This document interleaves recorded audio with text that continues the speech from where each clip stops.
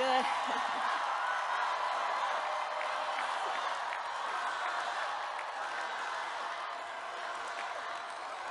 Good afternoon, everyone. Good afternoon. Good afternoon. Good afternoon.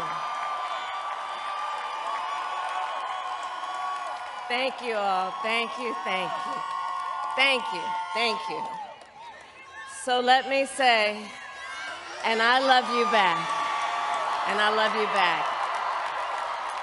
So let me say, my heart is full today.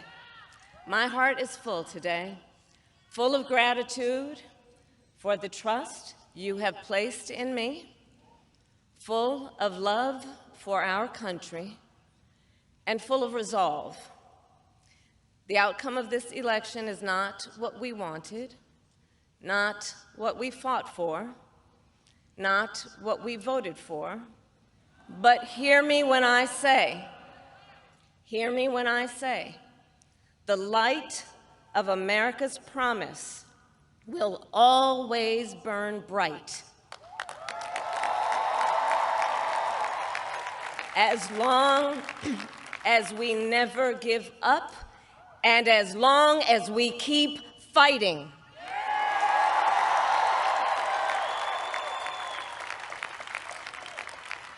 To my beloved Doug and our family, I love you so very much.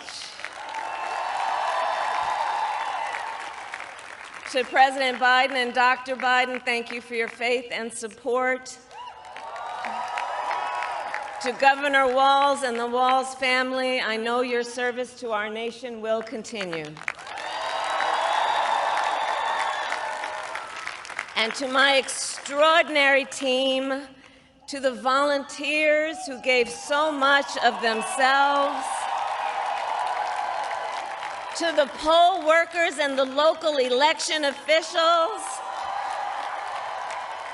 I thank you all. Look, I am so proud of the race we ran and the way we ran it. Over the 107 days of this campaign, we have been intentional about building community and building coalitions, bringing people together from every walk of life and background, united by love of country with enthusiasm and joy in our fight for America's future. And we did it with the knowledge that we all have so much more in common than what separates us. Now, I know folks are feeling and experiencing a range of emotions right now. I get it. But we must accept the results of this election.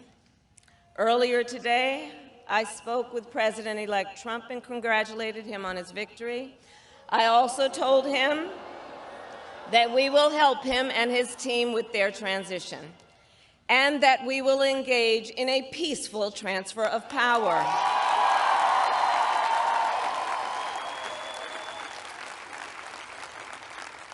A fundamental principle of American democracy is that when we lose an election, we accept the results.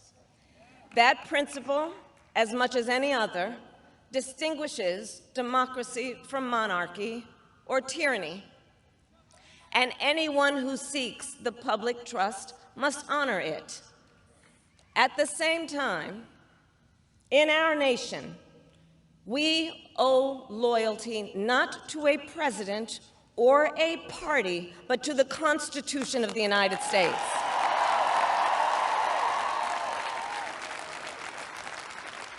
And loyalty to our conscience and to our God. My allegiance to all three is why I am here to say, while I concede this election, I do not concede the fight that fueled this campaign.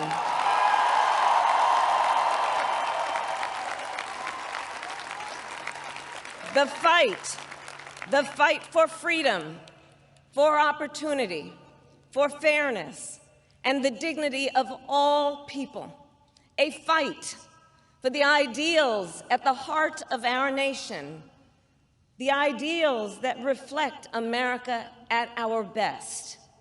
That is a fight I will never give up.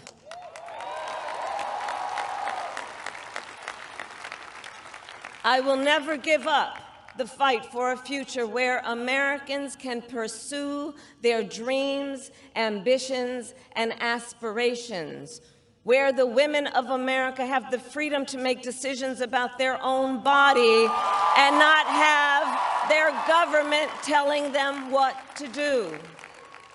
We will never give up the fight to protect our schools and our streets from gun violence. And America, we will never give up the fight for our democracy, for the rule of law, for equal justice, and for the sacred idea that every one of us, no matter who we are or where we start out, has certain fundamental rights and freedoms that must be respected and upheld.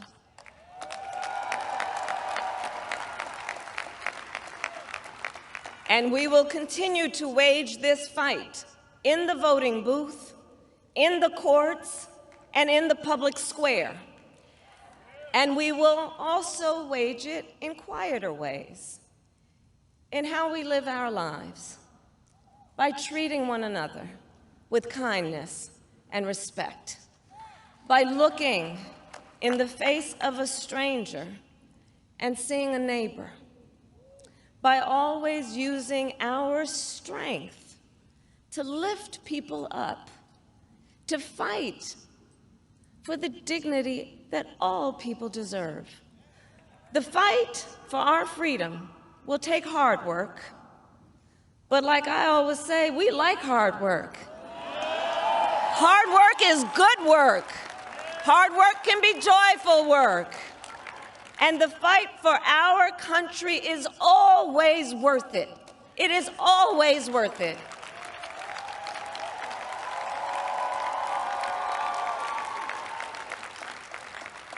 To the young people who are watching, it is, I love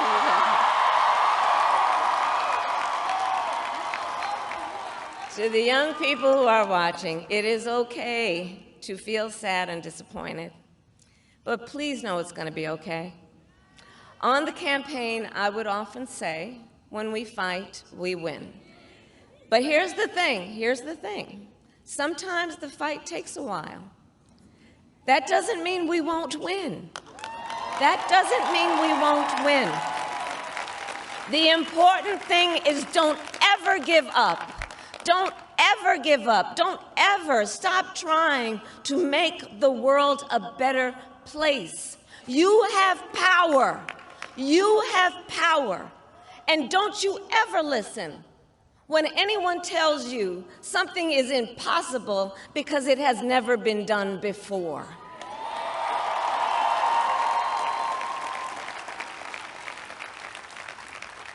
You have the capacity to do extraordinary good in the world. And so to everyone who is watching, do not despair. This is not a time to throw up our hands. This is a time to roll up our sleeves. This is a time to organize, to mobilize, and to stay engaged for the sake of freedom and justice, and the future that we all know we can build together. Look, many of you know I started out as a prosecutor, and throughout my career, I saw people at some of the worst times in their lives. People who had suffered great harm and great pain, and yet found within themselves the strength and the courage and the resolve to take the stand, to take a stand, to fight for justice, to fight for themselves, to fight for others. So let their courage be our inspiration. Let their determination be our charge. And I'll close with this. There's an adage an historian once called a law of history, true of every society across the ages. The adage is, only when it is dark enough can you see the stars. I know many people feel like we are entering a dark time, but for the benefit of us all, I hope that is not the case. But here's the thing, America, if it is, let us fill the sky with the light of a brilliant, brilliant billion of stars. The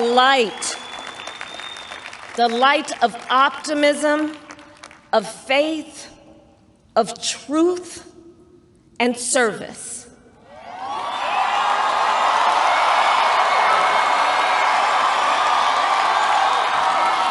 HU.